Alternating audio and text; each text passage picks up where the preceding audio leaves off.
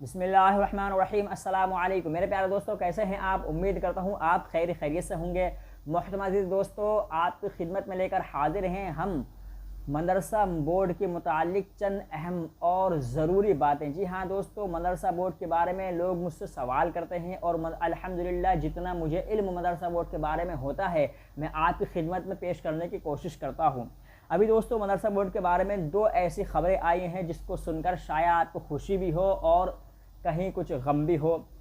दोस्तों मैं आपको बता दूं कि मदरसा बोर्ड 2024 के एग्ज़ाम हो चुके और उनका रिज़ल्ट भी निकल चुका, लेकिन अभी असल मार्कशीट जो है मदरसों के अंदर नहीं आई है। जैसे ही असल मार्कशीट आ जाएगी मदरसा बोर्ड के बारे में तो मैं आपको इत्तला कर दूंगा। अभी मैं आपको ये ख़बर लेकर सुनाता हूँ कि इसमें बड़ी अहम खबर है और आपको शायद ये काम भी देगी, लिहाजा इस वीडियो को आप पूरा ध्यान से ज़रूर देखें।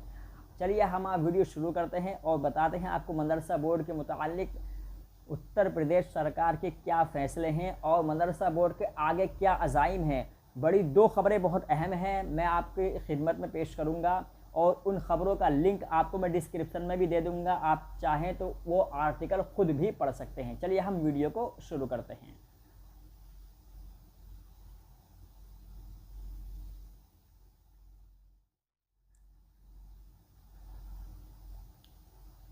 तो मेरे प्यारे दोस्तों, सबसे पहली खबर यह है कि यूपी के मदरसों को लेकर योगी सरकार का बहुत बड़ा फैसला, लागू की गई ये नई तकनीक, नई व्यवस्था। यहाँ दोस्तों उत्तर प्रदेश मदरसा बोर्ड का रजिस्ट्रार आरपी सिंह, अब रजिस्ट्रार जो नए चुने गए हैं वो आरपी सिंह चुने गए हैं। इससे पहले जो मदरसा बोर्ड के रजिस्ट्रार थी वो मिसिस प्रियंका अवस्थी थी, उनको हटा करके उत्तर प्रदेश सरकार ने अब आरपी सिंह को मदरसा बोर्ड का रजिस्ट्रार बनाया है। बताया कि नई व्यवस्था प्रदेश के सभी 560 अनुदानित मदरसों पर लागू की गई है। मदरसों में आने वाले शिक्षक और छात्र को अब बायोमेट्रिक हाजिरी लगानी होगी। दोस्तों आप ये खबर सुन ही रहे होंगे कि अब उत्तर प्रदेश के मदरसों में और स्कूलों में, जो सरकारी स्कूल हैं, तमाम टीचर्स को और तमाम स्टूडेंट को अब आपको ऑनलाइन हाजिरी लगानी होगी, बायोमेट्रिक हाजिरी लगानी होगी। ये एक नई व्यवस्था चालू की गई है और कुछ लोग इसका विरोध भी कर रहे हैं और कुछ लोग इसके फेवर में भी हैं। हाजिरी लगानी हो, कार्यालय और कक्षा में लगे सीसीटीवी कैमरे के जरिए से पढ़ाई पर पूरी तरह से अब नज़र रखी जाएगी। बायोमेट्रिक हाजिरी से ये पता चल सकेगा कि कौन कितने बजे मदरसा में आया और कितने बजे वापस गया।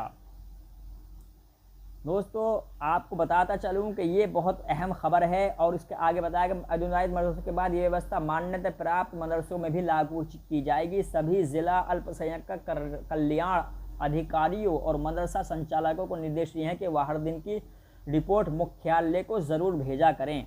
यानी जितने भी टीचर बायोमेट्रिक अपनी हाजिरी दे रहे हैं, जितने स्टूडेंट अब आप बायोमेट्रिक हाजिरी दे रहे हैं, उनका आपको रोज़ाना बायोडाटा भी जो है मुख्यालय को भेजना पड़ा करेगा। एक खबर तो दोस्तों ये थी जो कि मैं समझता हूँ कहीं ना कहीं ये खबर थोड़ी सी सही भी है और थोड़ी सी गलत भी है, इसके बारे में मैं आपको बाद में बात करूँगा। दूसरी खबर आपके लिए बहुत ज़्यादा खुशी वाली है और इसमें आपके लिए बहुत अहम चीज़ें हैं। दोस्तों ये खबर अभी आई है फ़िलहाल में, मैं आपको पढ़कर सुनाता हूँ कि अब यूपी के मदरसों में लगेंगे रोज़गार मेले और आपको इसमें रोज़गार कैसे पाना है और इसके मैनेजर जो जनाब दानिश कमर साहब हैं वो क्या कह रहे हैं, मैं आपको इस सारी चीज़ों को लेकर के बताता हूँ। यहाँ दोस्तों उत्तर प्रदेश के रोजगार मुस्लिम युवाओं को रोजगार मुहैया कराने के लिए अब राज्य के अनुदानित और मान्यता प्राप्त मदरसों में रोजगार मेलों का आयोजन किया जाएगा। प्रदेश के अल्पसंख्यक कल्याण राज्य मंत्री जनाब दानिश आज़ाद साहब ने हिंदुस्तान से बातचीत करते हुए, यानी अखबार का नाम है, बातचीत करते हुए बताया कि अब मदरसों में भी हम रोजगार मेलों का आयोजन करने की शुरुआत कर रहे हैं और इसका पहला रोज़गार मेला 15 अगस्त को शुरू किया जाएगा। जी हाँ दोस्तों, आपको आगे बता दें कि दानिश आज़ाद विगत दिवस नई दिल्ली में केंद्रीय अल्पसंख्यक कल्याण मंत्री किरण रिजिजू से मिले थे। दोनों के बीच उत्तर प्रदेश के अल्पसंख्यकों कल्याण के लिए चल रही विभिन्न योजनाओं की मौजूदा प्रगति और आगे की रणनीति में चर्चा हुई। दानिश आज़ाद ने बताया कि प्रदेश के अनुदानित व मान्यता प्राप्त मदरसों में पढ़ने वाले सभी मुस्लिम छात्र छात्राओं को उनकी शैक्षिक और तकनीकी योग्यता के आधार पर अब रोजगार मुहैया कराया जाएगा। एक प्रश्न के उत्तर में जनाब आज़ाद साहब ने कहा कि प्रदेश के अनुदानित शिक्षकों और मदरसों को वर्ष 2017 के केंद्रांश और राज्य सरकार में रोजगार उपलब्ध न होने से मान्यता मिलने के बाबत केंद्रीय अल्पसंख्यक कल्याण मंत्री से विस्तृत चर्चा हुई। जल्द ही इस बारे में केंद्र और राज्य सरकार के अल्पसंख्यक कल्याण विभागों के अधिकारियों के साथ एक बैठक हम ज़रूर आयोजन करेंगे। दोस्तों आगे दानिश आज़ाद कहते हैं कि प्रदेश के मुख्यमंत्री योगी आदित्यनाथ भी अब मदरसों को लेकर रुख अल्पसंख्यक बहुत सकारात्मक है और मदरसों में कक्षा 1 से लेकर के 12वीं तक यानी आलिम फाजिल जैसे स्नातक और स्नातक पाठ्यक्रमों की डिग्रियों को किसी भी विश्वविद्यालय या बोर्ड से मान्यता दिलवाने के लिए योगी सरकार प्रयास शुरू कर रही है। इसके साथ ही केंद्रीय अल्पसंख्यक कल्याण मंत्री ने उत्तर प्रदेश में वक्फ संपत्तियों के विकास में उनमें से विकास होगा, जैसे उनमें अस्पताल, स्कूल, कॉलेजेस खुलवाकर योजनाओं की अन्वित कराए जाने पर चर्चा होगी। तो दोस्तों ये दो खबरें हैं, बड़ी अहम खबरें हैं। उत्तर प्रदेश के मदरसे को लेकर के योगी सरकार भी अब ज़्यादा तवज्जो दे रही है और जैसे अब मैंने आपको शुरू में बताया कि बायोमेट्रिक से हाजिरी लगाने से क्या फ़ायदा होगा। दोस्तों एक तो फ़ायदा ये होगा कि अब कोई भी टीचर्स जो सरकारी होता था वो अपनी मनमानी नहीं करेगा, किसी वक्त आ गया किसी वक्त भी चला गया। अब बायोमेट्रिक से टीचरों को तो ये नुकसान होगा और टीचर ही ज़्यादा इसका विरोध भी कर रहे हैं। आपको शायद आप खबरें पढ़ ही रहे होंगे, रोज़ाना अखबार में कुछ ना कुछ ऐसी खबरें आ रही हैं कि कहीं वो टीचरों ने धरना दे दिया बायोमेट्रिक हाजिरी के लिए, यहाँ पर ये तोड़फोड़ की गई। बहरहाल उसके बारे में मैं आपको नहीं बता रहा, वो बहुत लंबी बात है, उसके तफसील में नहीं जाना चाहता।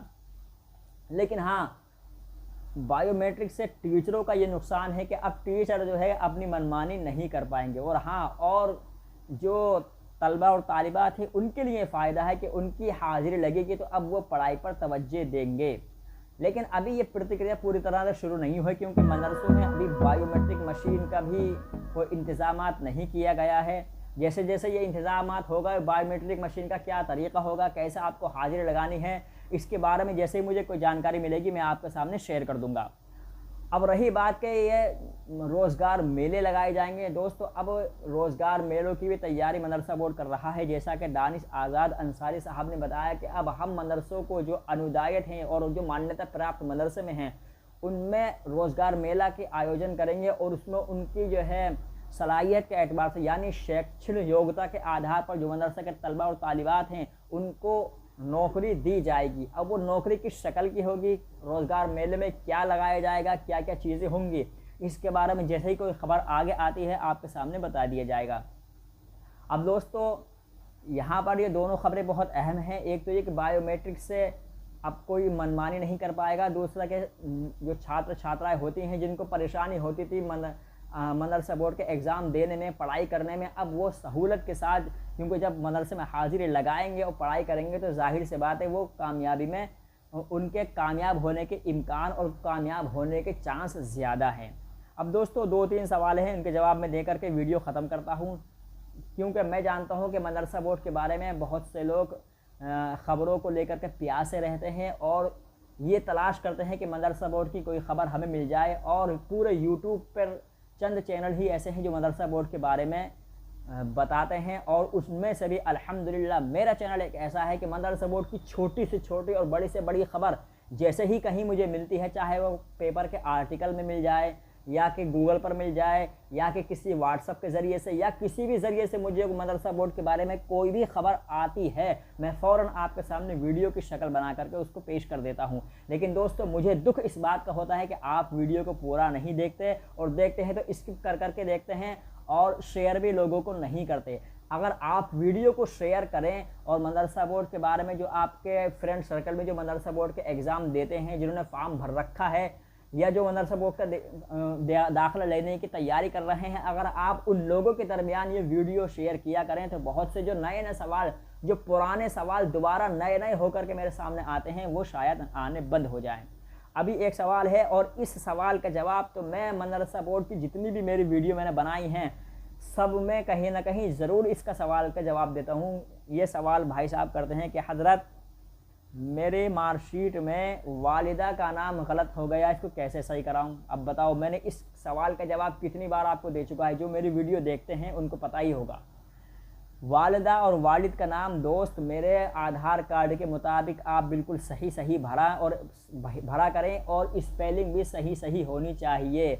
मैं इसके बारे में आपको बहुत ताकीद से और बड़ी सख्ती के साथ हर वीडियो में बताता हूं कि आप चाहे जैसा भर दें कि हाँ साहब जो है मोहम्मद नदीम नाम है तो नदीम को आप डबल ई ना लगा करके आई लगा दें, चलो नदीम तो हो ही रहा है, कोई बात नहीं। लेकिन दोस्तों आपको ये आई और डबल ई इतना परेशान करेंगे कि आगे आपके जो भविष्य में जो आपके डॉक्यूमेंट्स होंगे सब में आपको तब्दीली करानी मजबूरी बन जाएगी कि आपको पासपोर्ट बनाने में दिक्कत, आपको आधार कार्ड का में अपडेट कराने में दिक्कत, आपको पैन कार्ड, ड्राइविंग लाइसेंस और जितने सरकारी दस्तावेज होते हैं उनको बनाने में दिक्कत। ये सारी दिक्कतें आपको आ सकती हैं अगर आप अभी इस चीज़ पर तवज्जो ना करेंगे।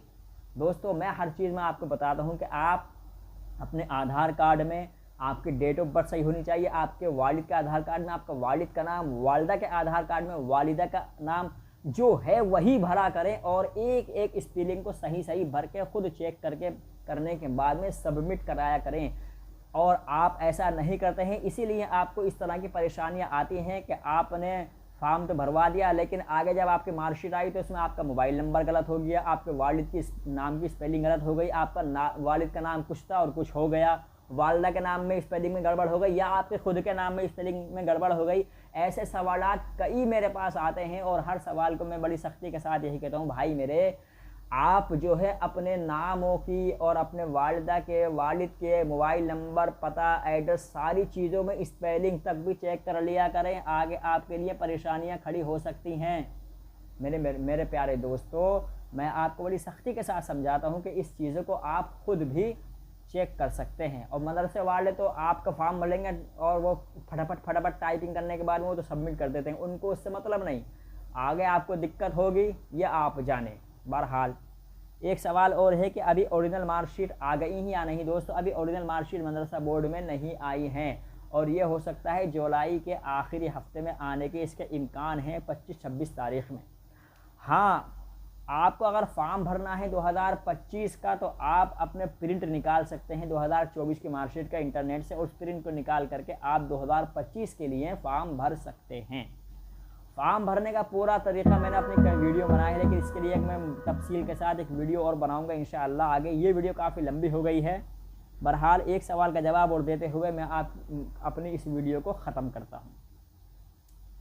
हाँ, ये सवाल करते हैं कि हज़रत ये बताइए कामिल और फाजिल को क्या बीए की और एमए की मान्यता मिल गई है या नहीं। दोस्तों अभी मैंने इस सवाल का जवाब तो मैंने शुरू में ही बता दिया।